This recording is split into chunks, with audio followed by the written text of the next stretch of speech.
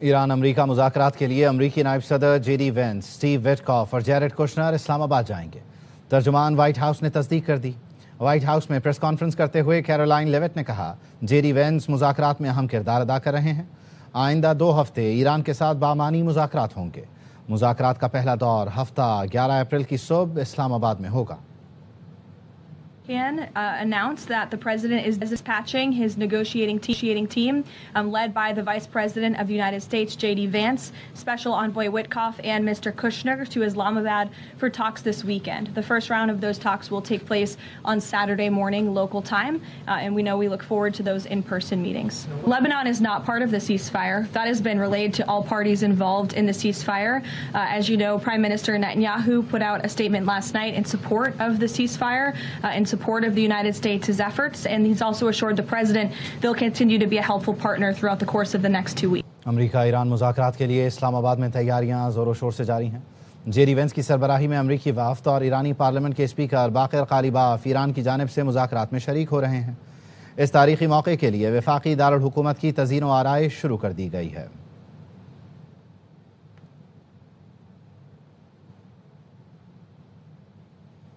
دہشت گرد اسرائیل نے عالمی قوانین کی دھجیاں اڑا دیں۔ جنگ بندی کے باوجود اسرائیل کی لبنان پر شدید بمباری۔ لبنانی شہری دفاع نے بتایا اسرائیلی حملوں میں آج 254 افراد شہید ہو گئے، 1100 سے زائد زخمی ہیں۔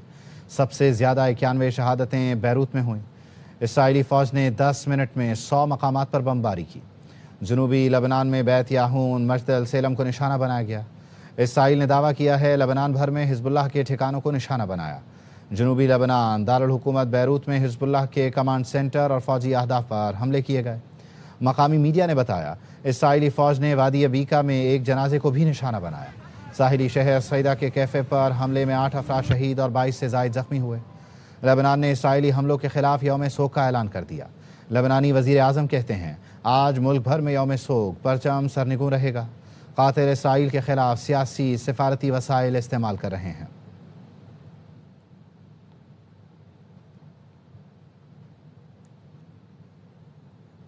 امریکہ اور پاکستان نے ایرانی 10 نکات سمجھ لیے ہیں۔ صدر ٹرمپ کی پوزیشن پاکستانی مذاکرات کاروں کو بتائی ہے۔ امریکی نائب صدر جے ڈی وینس کی میڈیا سے گفتگو، کہا تہران نے آبنائے ہرمز کھولنے کا وعدہ کیا ہے۔ سیز فائر میں لبنان کو شامل کرنا ایران کی چوائس تھی۔ ہم نے کبھی نہیں کہا کہ لبنان معاہدے کا حصہ ہے۔ ایران چاہتا ہے کہ معاہدہ لبنان کی وجہ سے ٹوٹ جائے تو یہ ان کا انتخاب ہوگا۔ زمینی حقیقت یہ ہے کہ ہم بات چیت کریں گے۔ اسی ہفتے ایران سے مذاکرات شروع ہو رہے ہیں۔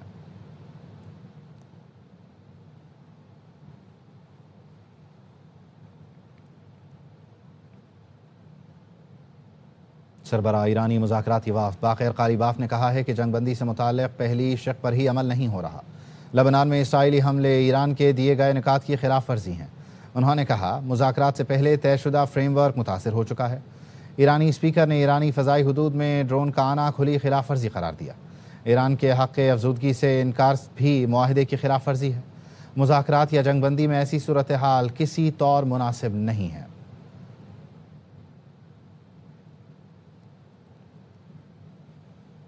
ایران نے جنگ بندی کو لبنان میں اسرائیلی حملے نہ ہونے سے مشروط کر دیا۔ امریکی اخبار وال اسٹریٹ جرنل کی رپورٹ کے مطابق ایران نے اسلام آباد مذاکرات کے لیے ثالثوں کو اپنی شرط سے آگاہ کر دیا۔ لبنان پر اسرائیلی حملے جاری رہے تو ایران مذاکرات کے لیے اسلام آباد نہیں آئے گا۔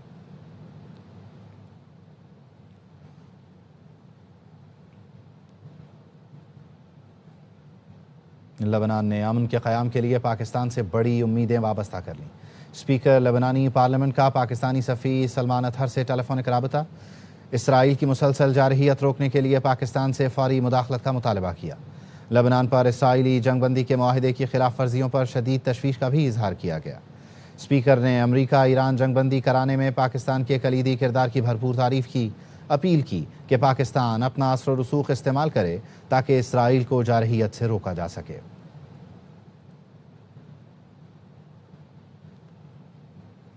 فرانسیسی صدر ایمانوئل میخواں کے ایرانی صدر پزشکیان اور امریکی صدر ٹرمپ سے رابطے۔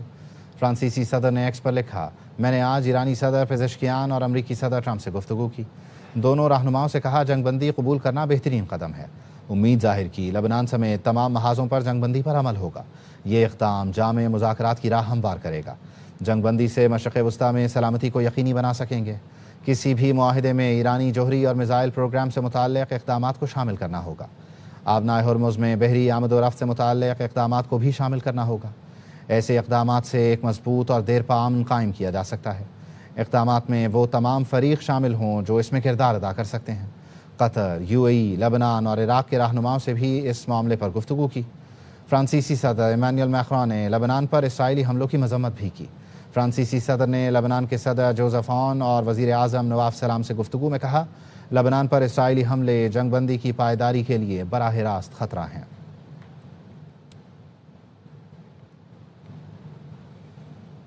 قطر کی لبنان میں اسرائیل کے وحشیانہ حملوں کی مذمت۔ قطری وزارت خارجہ نے کہا، اسرائیلی حملے لبنان کی خود مختاری، عالمی انسانی حقوق قوانین کی خلاف ورزی ہیں۔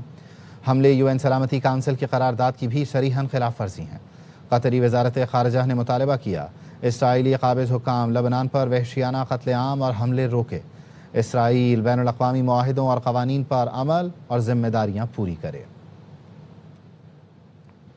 امن کا نشان پاکستان، شاباش پاکستان۔ پاکستان کی سفارتی محاذ پر کامیابی، دنیا بڑی تباہی سے بچ گئی۔ وزیر اعظم شہباز شریف اور فیلڈ مارشل سید عاصم منیر ایران پر امریکہ کا انتہائی خوفناک حملہ صرف 1 گھنٹہ پہلے رکوانے میں کامیاب رہے۔ امریکی صدر ٹرمپ نے فیلڈ مارشل عاصم منیر اور وزیر اعظم شہباز شریف کی درخواست پر ڈیڈ لائن میں 2 ہفتے کی توسیع کر دی۔ بتایا، پاکستانی قیادت نے درخواست کی کہ ایران میں تباہی روک دے۔ پاکستان عالمی منظر نامے پر پھر سرخیوں میں، دنیا کو بڑی تباہی سے بچا لیا۔ ایران پر امریکہ کا ممکنہ خوفناک ترین حملہ 1 گھنٹہ پہلے رکوانے میں کامیاب۔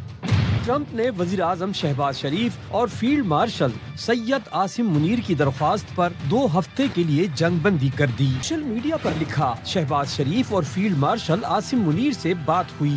پاکستانی قیادت نے درخواست کی کہ ایران میں تباہی روک دے۔ جنگ بندی ایران کے آبنائے ہرمز کے مکمل تحفظ پر رضامندی سے مشروط ہے۔ صدر ٹرمپ نے کہا کہ جنگ بندی 2 طرفہ ہوگی۔ امریکہ پہلے ہی تمام فوجی مقاصد حاصل کر چکا۔ ایران کی 10 تجاویز مل گئیں۔ ماضی کے تقریباً تمام اہم اختلافی نکات پر امریکہ اور ایران میں اتفاق رائے ہو گیا۔ خبر ایجنسی AFP سے گفتگو میں صدر ٹرمپ نے کہا، یہ عالمی امن کے لیے بڑا دن ہے۔ مشرق وسطیٰ کے لیے سنہری دور کا آغاز ہو سکتا ہے۔ ایران کا جوہری مواد کسی بھی حتمی امن معاہدے کا لازمی حصہ ہوگا۔ ایران امریکہ جنگ بندی کی شرائط واضح ہیں۔ جنگ بندی یا اسرائیل کے ذریعے جاری جنگ، امریکہ کو کسی ایک کا انتخاب کرنا ہوگا۔ ایرانی وزیر خارجہ عباس عراقچی نے کہا کہ جنگ بندی اور اسرائیل کے ذریعے جنگ دونوں ساتھ نہیں ہو سکتے۔ دنیا لبنان میں قتل عام دیکھ رہی ہے، گیند امریکی کورٹ میں ہے۔ دنیا دیکھ رہی ہے، کیا امریکہ اپنے وعدوں پر عمل کرے گا؟ وزیر اعظم شہباز شریف نے کہا ہے، کشیدگی والے مقام پر کچھ سیز فائر کی خلاف ورزیاں ہوئی ہیں، اس سے امن عمل متاثر ہوگا۔ شہباز شریف نے ایکس پر پوسٹ میں لکھا کہ تمام فریق تحمل کا مظاہرہ کرتے ہوئے 2 ہفتے جنگ بندی کا احترام کریں۔ سفارتی کوششیں تنازع کے پرامن حل کو ممکن بنا سکیں۔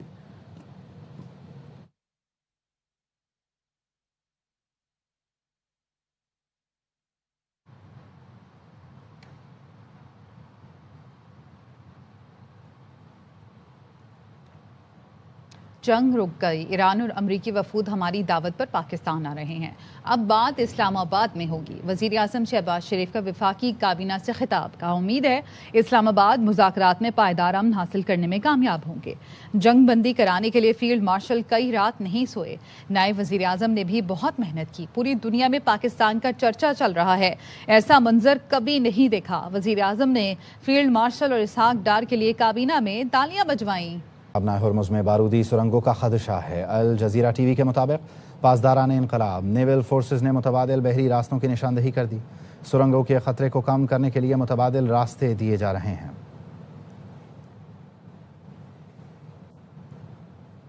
آبنائے ہرمز میں بارودی سرنگوں کا خدشہ ہے۔ الجزیرہ ٹی وی کے مطابق پاسداران انقلاب نیول فورسز نے متبادل بحری راستوں کی نشاندہی کر دی۔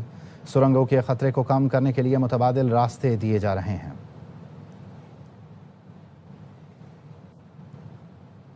آبنائے ہرمز میں بارودی سرنگوں کا خدشہ ہے۔ الجزیرہ ٹی وی کے مطابق پاسداران انقلاب نیول فورسز نے متبادل بحری راستوں کی نشاندہی کر دی۔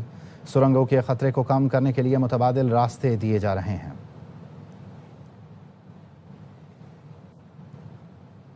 خبر یہ کہ برطانوی ہوم آفس نے مختلف ویزا کیٹیگریز کی فیسوں میں اضافہ کر دیا ہے۔ اسٹوڈنٹ ویزا سے لے کر شہریت تک کی درخواستوں کی فیس میں تبدیلی ہوئی ہے۔ مزید بتا رہے ہیں لندن سے ہمارے نمائندے فرید قریشی۔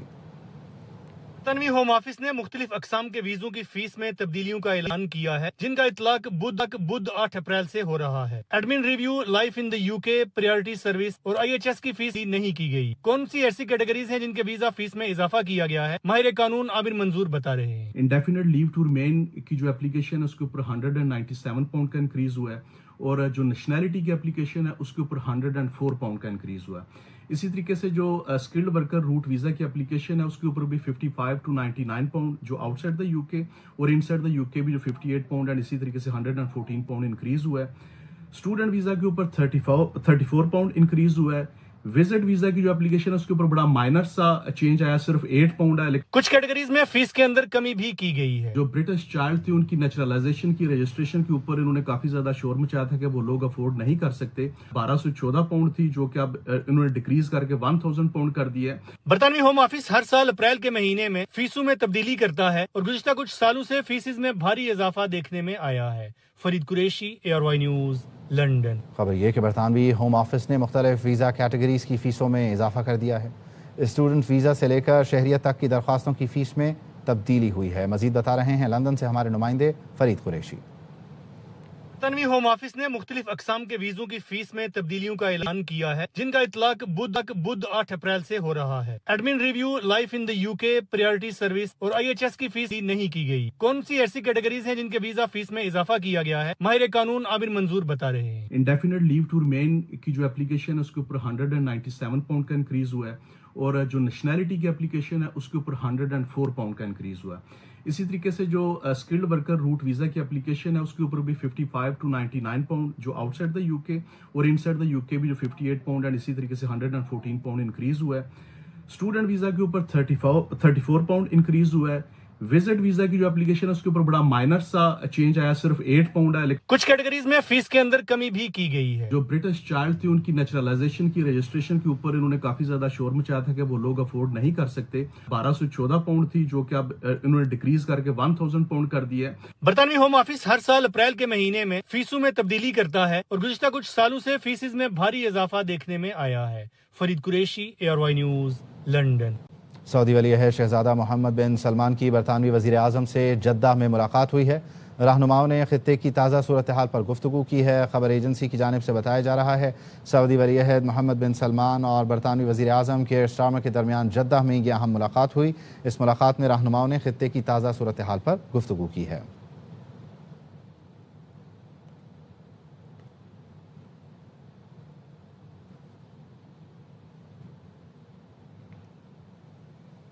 نائب وزیر اعظم اسحاق ڈار کا کینیڈا کی وزیر خارجہ انیتا آنند سے رابطہ۔ ترجمان دفتر خارجہ نے بتایا دونوں رہنماؤں میں خطے کی صورتحال پر گفتگو ہوئی۔ پاکستان کا پائیدار امن کے لیے سفارتی کوششیں جاری رکھنے کا عزم۔ کینیڈا کی پاکستان کے کردار اور جنگ بندی کی کوششوں کی تعریف۔ کینیڈا کا خطے میں امن و استحکام کے لیے مکمل تعاون کا اعلان۔ پاکستان کی سفارتی کاوشوں کو عالمی سطح پر سراہا گیا۔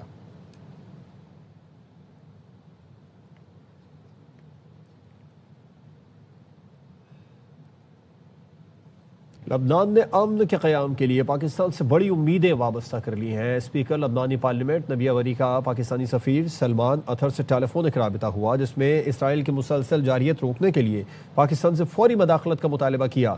لبنان پر اسرائیلی جنگ بندی کے معاہدے کی خلاف ورزیوں پر شدید تشویش کا اظہار کیا۔ نبی وری نے امریکہ ایران جنگ بندی کرانے میں پاکستان کے کلیدی کردار کی بھرپور تعریف کی۔ اپیل کی کہ پاکستان اپنا اثر و رسوخ استعمال کرے تاکہ اسرائیل کو جارحیت سے روکا جا سکے۔ لبنان کی پارلیمنٹ کی اسپیکر نے رابطہ کیا ہے پاکستان کے سفیر سے، اور انہوں نے یہ کہا ہے کہ فوری طور پر اسرائیل سے مسلسل جارحیت روکنے کے لیے مداخلت کی۔ لبنان پر اسرائیلی جنگ بندی کے معاہدے کی خلاف ورزیوں پر شدید تشویش کا اظہار بھی کیا۔ نبی وری نے امریکہ ایران جنگ بندی کرانے میں پاکستان کے کلیدی کردار کی بھرپور تعریف کی۔ اپیل کی کہ پاکستان اپنا اثر و رسوخ استعمال کرے تاکہ اسرائیل کو جارحیت سے روکا جا سکے ہے۔ لبنان نے امن کے قیام کے لیے پاکستان سے بڑی امیدیں وابستہ کر لی ہیں۔ اسپیکر لبنانی پارلیمنٹ نے نبی وری کا پاکستانی سفیر سلمان اطہر سے ٹیلی فونک رابطہ کیا، جس میں اسرائیل کی مسلسل جارحیت روکنے کے لیے پاکستان سے فوری مداخلت کا مطالبہ کیا۔ لبنان پر اسرائیلی جنگ بندی کے معاہدے کے خلاف ورزیوں پر شدید تشویش کا اظہار کیا۔ نبیہ بری نے امریکہ ایران جنگ بندی کرانے میں پاکستان کے کلیدی کردار کی بھرپور تعریف کی اور اپیل کی کہ پاکستان اپنا اثر و رسوخ استعمال کرے تاکہ اسرائیل کو جارحیت سے روکا جا سکے۔